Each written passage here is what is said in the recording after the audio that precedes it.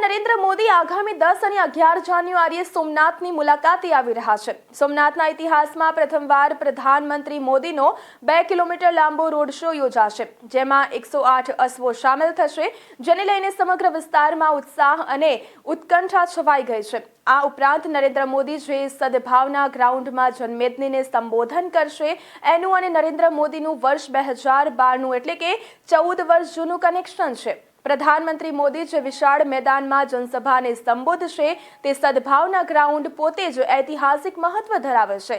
વર્ષ 2012માં જ્યારે નરેન્દ્ર મોદી ગુજરાત રાજ્યના મુખ્યમંત્રી હતા, ત્યારે નર્મદા ડેમની ઊંચાઈ વધારવાના મુદ્દે ચાલતા જન આંદોલન દરમિયાન તેમણે જાન્યુઆરી 2012માં આ જ સ્થળે સદભાવના ઉપવાસ કર્યા હતા। ત્યારબાદથી આ મેદાન સદભાવના ગ્રાઉન્ડ તરીકે ઓળખાય છે।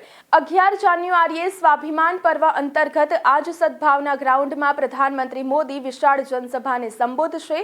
આ જનસભામાં 1 લાખથી વધુ લોકોની જનમેદની એકત્ર થવાની શક્યતાઓ છે।